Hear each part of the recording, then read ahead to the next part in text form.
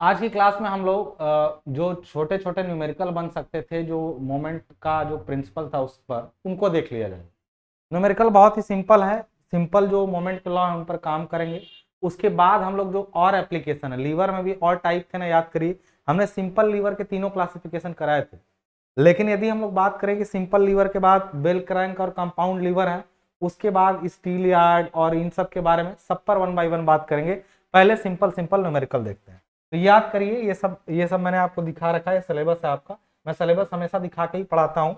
कितने लोगों को ये तरीका पसंद आ रहा है वो लोग जरूर बताएं कि सर जो आप हमें दिखा। कई बच्चों के मन में एक और सवाल आता है कि सर आप जो पढ़ा रहे हो किस किताब से पढ़ा रहे हैं। बच्चों के मन में आता है, बेटा मैं किताब किसी भी प्रकाशन की तुम खरीदो लगाओ, किताबें अपने स्तर पे लेखकों द्वारा बनाई जाती हैं और वो कई स्टेट में अलग अलग चीजें होती, तो कुछ अतिरिक्त चीजें किताबों में देता हो सकता है वही किताब उत्तराखंड में भी चल रही हो, तो वो अलग अलग फॉलो करता है। लेकिन एक चीज का ध्यान रखना, तुमको तुम्हारे बोर्ड ने ये सिलेबस दिया, ये सिलेबस तुमको जिस किताब में मिल जाए उस किताब से पढ़ो।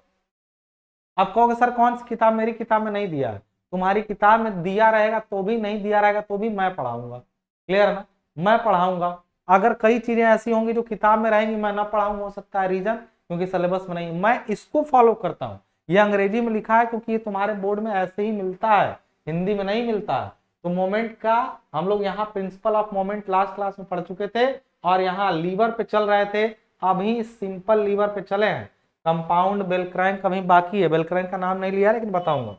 चलिए आप न्यूमेरिकल पर देखते हैं। हमारे पास एक न्यूमेरिकल बड़ा सिंपल सा आया है। यहाँ पे लिखा गया है, एक मनुष्य अपने कंधे पर रखी हुई एक छड़ के एक सिरे पर 500 न्यूटन का भार उठाए हुए। अक्सर हम लोग छड़ एक कंधे पे ऐसे रख लेते हैं और इधर पोटली वोटली पहले जमाने में लोग लटका करके चलते रहते थे। यानी मनुष्य कुछ ऐसा है और आप उसका कंधे पर वो अपने ऐसे छड़ लटकाए हुए हैं और यहाँ पे इसको हाथ से पकड़े हुए, इधर बेचारा यहाँ भार लटका है। ये मनुष्य है, ये यहाँ अपने हाथ से यहाँ पर इसको रोके हुए, बात समझ रहे ना।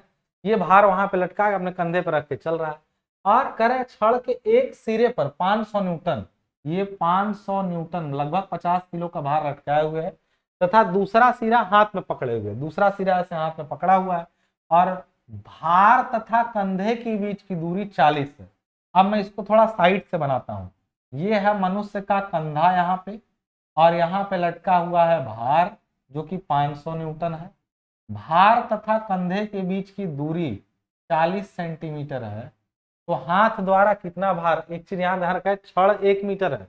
जब छड़ 1 मीटर रहेगी, ये 40 सेंटीमीटर, तो ये कितना बचा, ये बचा 60 सेंटीमीटर। क्यों? टोटल 1 मीटर में 100 सेंटीमीटर होते हैं। 40 सेंटीमीटर कंधे से इसकी दूरी है, तो फलक्रम का काम ये किया, ये हुआ भार W और यहाँ पर एफर्ट लगा के वो रोका हुआ है, ये है प्रयास P। अब हमसे क्या पूछा है इसमें, अब बन गया है लीवर। अब ये पूछा है कि तो हाथ द्वारा कितना बल लगाया जा रहा है, यानी ये P का वैल्यू क्या होगा और कंधे पर कितना बल है। कंधे पर बल F होगा। F फलक्रम जरूर है लेकिन वो इन दोनों का रिजल्टेंट लगता है ऊपर की तरफ, तो इन दोनों के योग के बराबर होगा। जानते हो जब ऐसे लोड लगाया जाता है तो वहां पर लोड, यहाँ पर लोड, हम इधर नीचे लगाते हैं वो उधर नीचे लगाता है, ये बेचारा इस पर ज्यादा लोड आता है, उन दोनों को जोड़ लोगे तब इस पर लोड आता है। बात समझ आ रही है? तो इस स्थिति में सोल्यूशन बहुत सिंपल है। सोल्यूशन सोल्यूशन बहुत सिंपल है दिए गए डायग्राम के अनुसार। According to the according to the diagram यानी डायग्राम के अनुसार, इस चित्र के अनुसार हम लोग क्या कह सकते हैं कि P गुणा क्या कर सकते हैं 0.6 मीटर यानी 60 सेंटीमीटर या 0.6 मीटर बोल सकते हैं, बराबर होगा W गुणा कितना, ये 0.4 यानी कितना ये। अब इसी को मैं लिखूं भार गुणा भार भुजा आयास लंबा खींचेगा कोई मतलब नहीं, डायग्राम बना लीजिए आसान है, ठीक है ना। यहाँ से आप P यहाँ पे W दे रखा है, जब W बोला है 500 न्यूटन 0.4, तो यहाँ P यानी लगाया गया भार, बोला कि कितना लगाया जा रहा है हाथ द्वारा, हाथ द्वारा लगाया भार P है। ये 0.6 को नीचे भेज दो, ये दोनों कैंसिल, ये कितना आ जाएगा, ये 2/3 है, यानी अगर इसको काटोगे तो ये 2/3 आएगा। तो 1000/3 यानी 333.33 न्यूटन का लोड हाथ द्वारा लगाया जा रहा है। यानी मैंने हाथ से कम ही लोड लगा करके उधर 500 न्यूटन का लोड लगा दिया, क्योंकि मैंने ये भुजा क्या कर ली थी, बढ़ा ली थी। तो अब ये पूछा, फिर पूछा दूसरा सवाल, कंधे पर कितना बल आ रहा है। कंधे पर जो बल होगा, यानी कंधे पर बल, और इंग्लिश वाले लोग ध्यान दें, ये जो लिखा है बेटा उसी को तुम जिस भाषा में लिखना चाहे लिख लो। मैंने तुम्हारी किताब से उठाया था, वहां इंग्लिश में नहीं था, तो मैं आपको बोल दूंगा कि एक आदमी है अपने कंधे पर। तुमको हिंदी समझ में आ रही है तो तुम समझने का प्रयास करो, जब तुम्हारे पास इंग्लिश का क्वेश्चन आएगा तुम समझ जाओगे। तो परेशान मत हो, जब जो जो मैटर हम जहां से उठाते हैं उसमें जिस भाषा में मिल जाता है उसी भाषा में हम उठा लेते हैं। तो यहाँ इंग्लिश में भी करवाया हूँ, कई क्वेश्चन पीछे इंग्लिश में भी है, आगे भी करवाऊंगा। तो थोड़ा तुम देखो कि क्या तुमको समझ में नहीं आ रहा है। एक आदमी अपने कंधे पर 500 न्यूटन, अगर तुम ऐसा अंग्रेज हो कि तुमको हिंदी नहीं समझ में आ रही है तब दिक्कत है थोड़ा, क्योंकि मैं टेक्निकल टर्म इंग्लिश में बोल रहा हूँ। टेक्निकल टर्म, जो टेक्निकल बातें हैं वो मैं इंग्लिश में बोल रहा हूँ। मैंने इसको लोड बोला, इसको भार और आयास नहीं बोल रहा हूँ, लोड एंड एफर्ट बोल रहा हूँ। तो टेक्निकल टर्म में दिक्कत है, वो मैं बोल रहा हूँ। अब यहाँ पर देख लो, कंधे पर कितना बल है, कंधे पर बल कितना होगा, तो वो होगा P प्लस डब्ल्यू। क्यों? क्योंकि P नीचे लग रहा है, W नीचे लग रहा है, F ही तुमको संभाल रहा है, इसलिए P प्लस डब्ल्यू मिलके F के बराबर होंगे, यानी वो होगा 500 प्लस 333.33 बराबर 833.33 न्यूटन। ये कंधे पर भार होगा और ये लगाया गया हाथ द्वारा भार होगा। दोनों आंसर आपके सामने आ चुके हैं स्क्रीन पे। क्या बात क्लियर है, समझ में आ रही है बात? बहुत सिंपल था, साधारण तरीके से तुमको। अच्छा, क्या बिना मोमेंट के, ये जो तुमने मोमेंट लिया उसके बिना ये सॉल्व होता? इसीलिए कहते हैं कि मोमेंट का प्रयोग करके हमने ये दोनों चीजें बताई। अगला क्वेश्चन हमसे क्या कह रहा है, सिंपल, एक उत्तोलक छड़ यानी लीवर रॉड है ये, आलम्ब सी पर, यहां पर देखो वो फर्स्ट क्लास का लीवर था। अगर लीवर में क्लास तुम पूछो, फलक्रम बीच में है तो फर्स्ट क्लास का लीवर है। बात समझ में आ रही ना? इसी तरीके से अगर फलक्रम किनारे पर हो जाए और लोड बीच में हो जाए, भार बीच में हो जाए तो सेकंड क्लास, और उसके बाद आयास बीच में हो जाए थर्ड क्लास। तो यहां पर ध्यान रखो, फलक्रम बीच में फर्स्ट क्लास, लोड बीच में सेकंड क्लास, एफर्ट बीच में आपका थर्ड क्लास। FWP याद कर लो या PWF याद कर लो, इस क्रम में याद करो ज्यादा अच्छा रहेगा, मतलब मेरे अनुसार ऐसे ही याद कर लो तो ज्यादा सही रहेगा, ठीक है ना? तो अब यहाँ पर देखते हैं, ये बोला ये किस क्लास का लीवर है, उसमें फलक्रम बीच में था, इसमें भी फलक्रम बीच में, यानी ये भी कौन सा है, फर्स्ट क्लास का। क्योंकि यहाँ पर देखो बोला गया है कि एक उत्तोलक, यानी इसको क्या बोलेंगे हम लोग, लीवर। उत्तोलक मतलब लीवर। एक लीवर छड़, लीवर रॉड AB है जो दिखाया गया है, आलम्ब C यानी फलक्रम C पर कार्य करती है। यहाँ C पर एक कार्य कर रही है। A सिरे पर एक भार W रखा गया है, ये जो सिरा A है इस पर एक लोड है जो W रखा गया है, जो B पर 250 न्यूटन का बल लगाकर उठाया जा सकता है। B पर 250 न्यूटन का बल लगाने पर ये उठ सकता है। तो कह रहा है कि W का मान ज्ञात कीजिए, यानी कितना भार हम लोग उठा सकते हैं, ये भार कितना है जिसको 250 न्यूटन लगाना पड़ रहा है। चित्र के अनुसार, चित्र 3.19 यहाँ दिया हुआ है, ये 1 मीटर है। देखो ये कौन सा है, ये देखो भार भुजा है, यानी ये वेट आर्म है। ये क्या है, वेट आर्म है, और एफर्ट आर्म 3 गुना है। समझ लो ये भी 3 गुना होगा, यानी एफर्ट आर्म ये आपका है, एफर्ट आर्म। अब तुम ही सोचो, ये 250 है यदि, तो ये 750 होगा कि नहीं? अपने आप सोचो 750 होगा कि नहीं? रीजन, क्योंकि जब जब वो 3 गुना है तो इधर ये 3 गुना को उठा देगा आराम से। तो आराम से तुम इसको चाहो तो कर सकते हो, सीधा सीधा रख करके देख लो जरा कैसे होगा यहाँ पे। तो हम लोग करें 750 क्यों यार, ये 1 मीटर है, 3 मीटर है, तो फिर ये जो W होगा ना उसका 3 गुना होगा।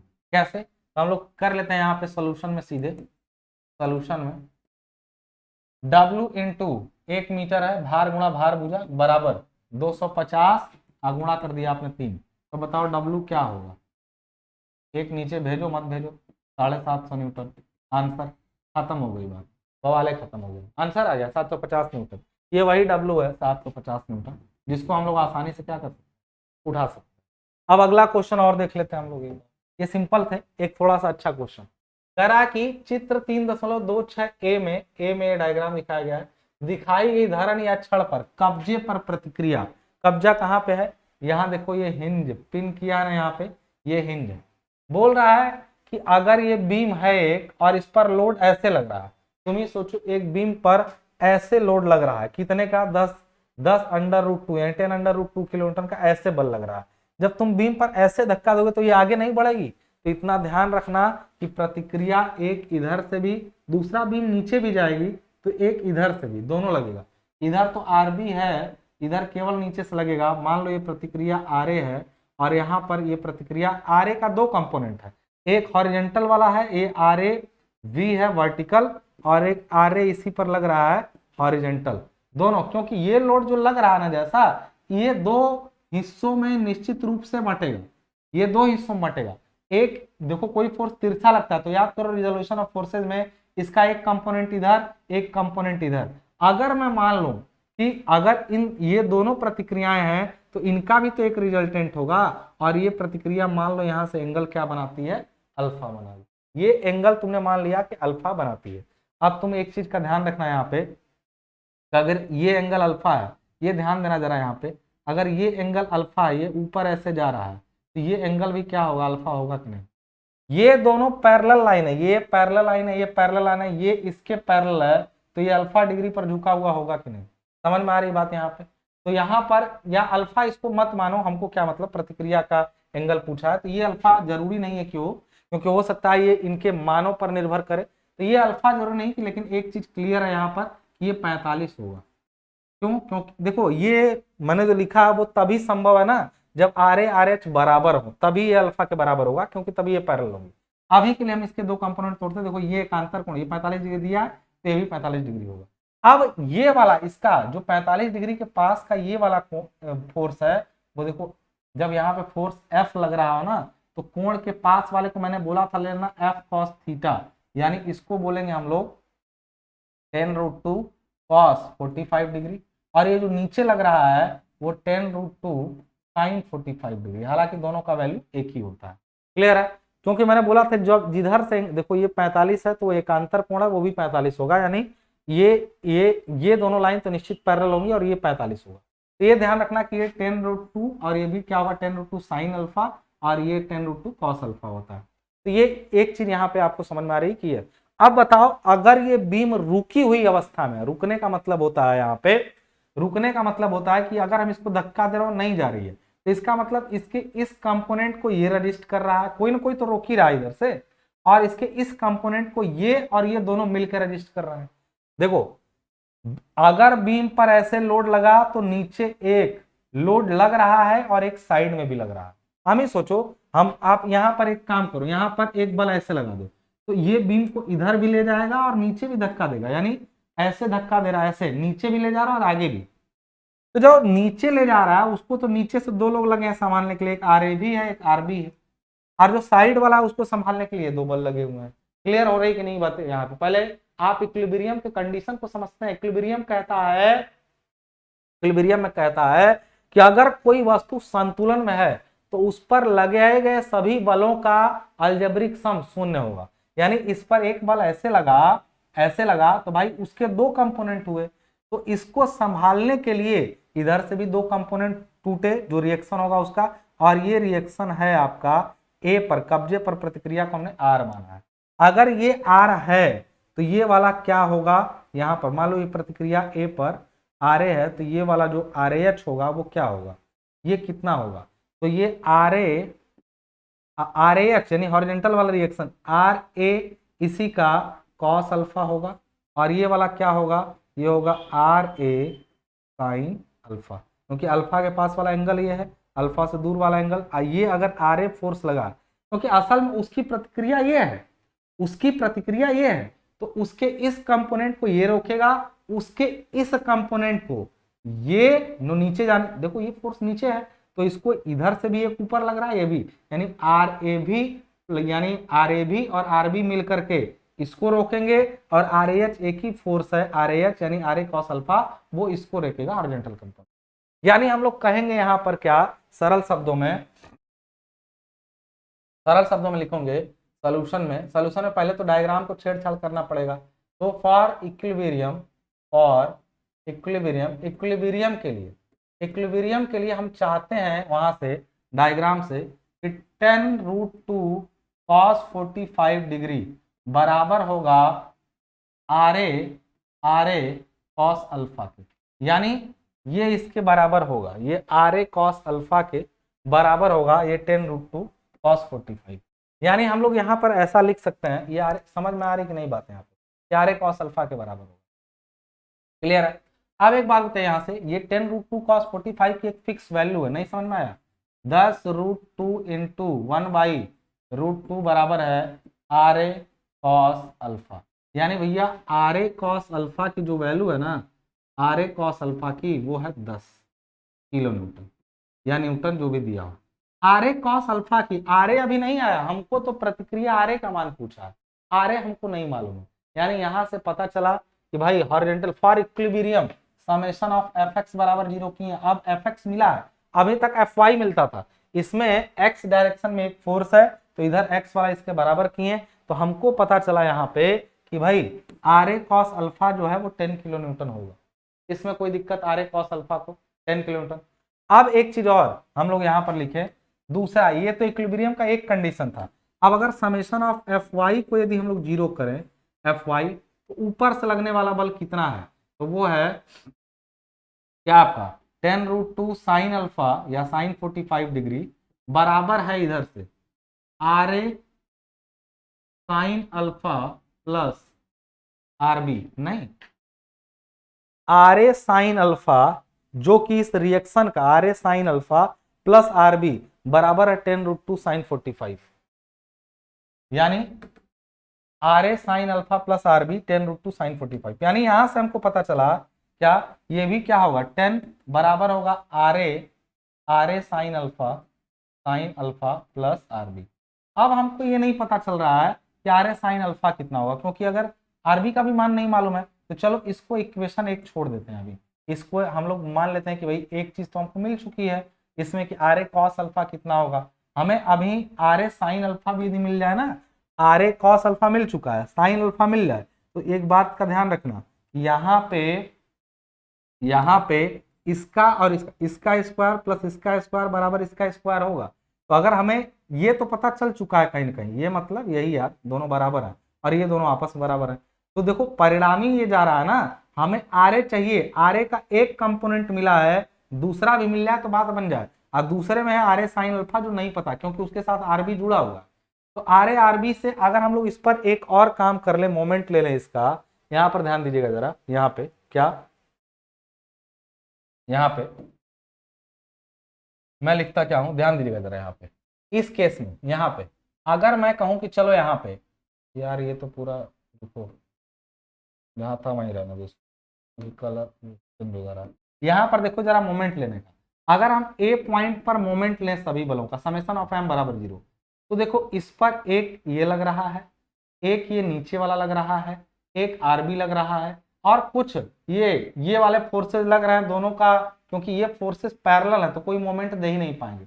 ये फोर्स यहाँ लगा है तो इसका 2 कंपोनेंट हुआ ना, यही वाले फोर्स का, ये इस बिंदु पर कोई मोमेंट नहीं देगा। ध्यान समझो, देखो कोई बल को मोमेंट तब दिया जाता है जब उससे कुछ दूरी मिले।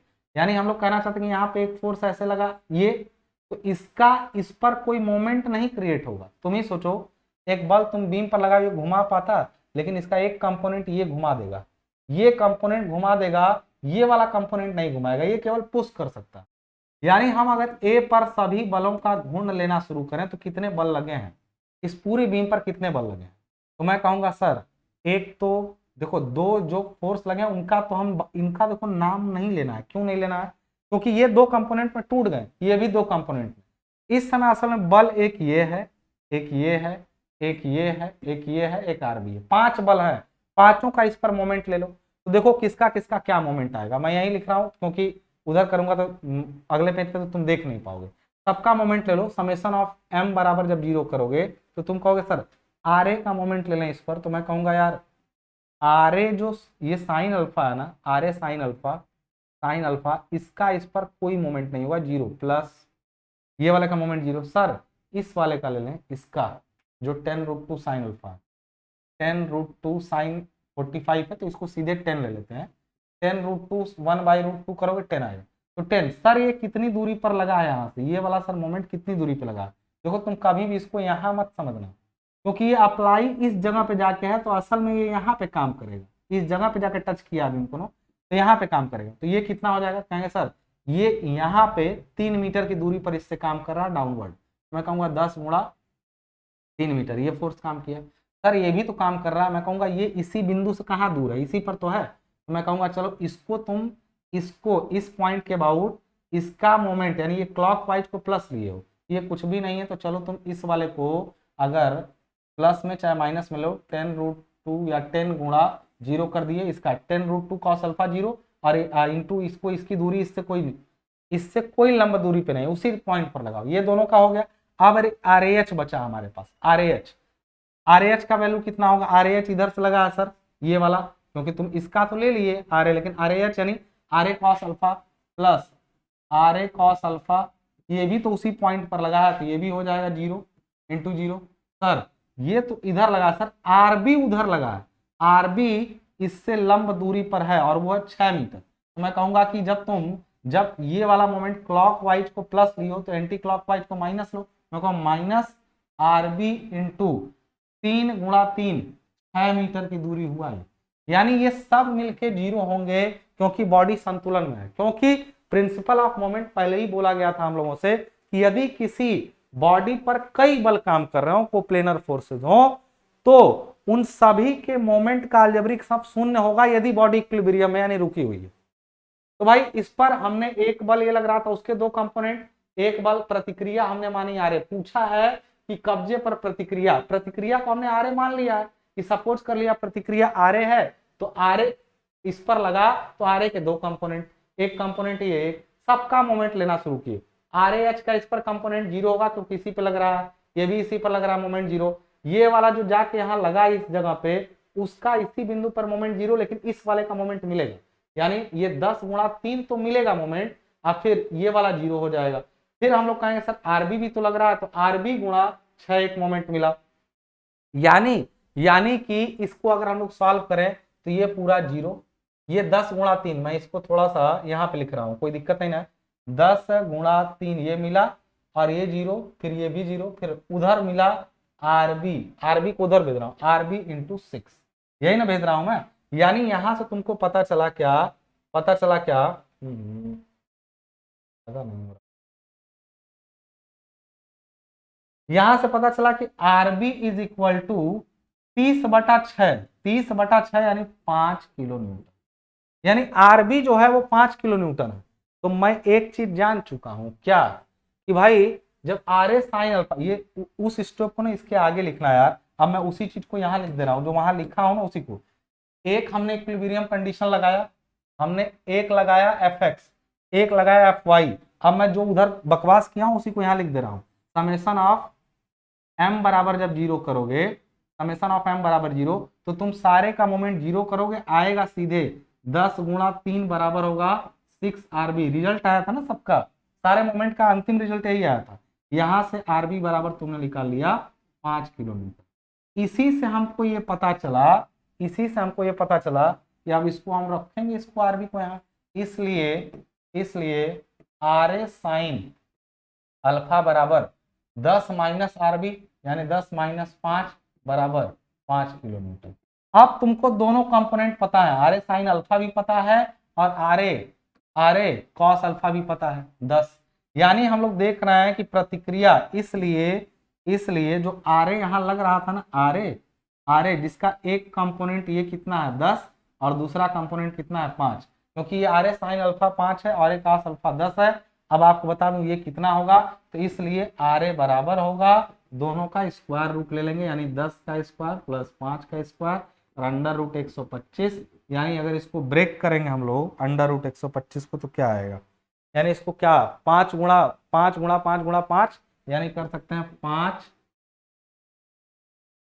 अंडर रूट क्या कर सकते हैं 5 किलो न्यूटन, ये प्रतिक्रिया का मान होगा, ये आर ए प्रतिक्रिया का मान होगा 5 अंडर रूट 5, इसको याद रखना 5 अंडर रूट 5। कहोगे सर इसकी दिशा कितनी होगी, जो अल्फा आप माने, मैं इसको अल्फा माना था, याद करो, अरे ये एंगल यार, ये एंगल प्रतिक्रिया का ये अल्फा माना था ना, अरे यहाँ ये पूरा डायग्राम बना तो है, यहाँ मैं थोड़ा खराब बना दिया हूँ, मैं ध्यान नहीं दिया हूँ, इधर पूरा बना हुआ है, असल में हम लोग बोर्ड के बहुत नजदीक रहते हैं ना, तुम कभी आओगे ना तो यही दिखता है, उधर किनारे नहीं दिखता है, तो ऐसे दूर हटना पड़ता है।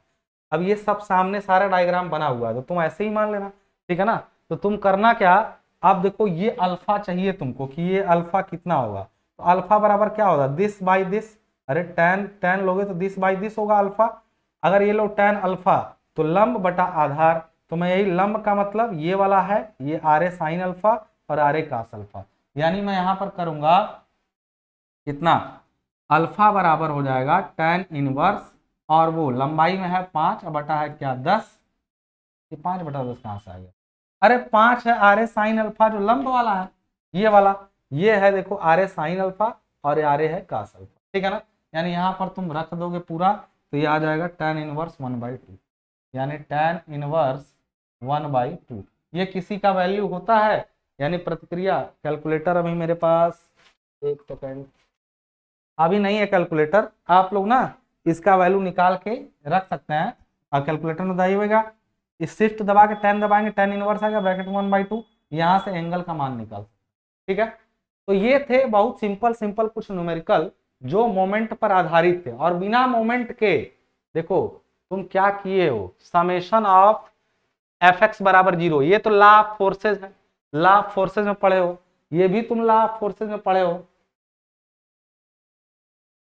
यहाँ पे ये भी लॉ ऑफ फोर्सेज में पढ़े हो, लेकिन ये जो लास्ट में तुम समेशन ऑफ m बराबर 0 किए हो ना, ये तुम अभी पढ़े हो कि किसी वस्तु पर कई बल लगे रहो, तो अगर वो इक्विलिब्रियम में है तो उनके मोमेंट का सम क्या होगा, 0 होगा, इसलिए इसको ध्यान रखना, ठीक है ना।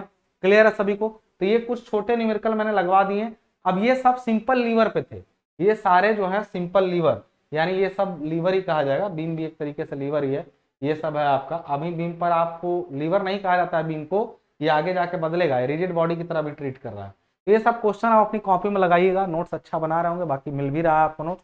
जो बच्चे अच्छा नोट्स बना के मुझे भेज रहे हैं मैं उनका नोट्स देखता हूँ, कुछ लोग अच्छा बना रहे हैं, कुछ लोग को सुधार की जरूरत है, अपनी नोट सबसे बढ़िया, ठीक है। तैयार रखिए, तब मिलते हैं हम लोग नेक्स्ट वीडियो में आगे लीवर के और पार्ट्स के साथ, तब तक के लिए धन्यवाद।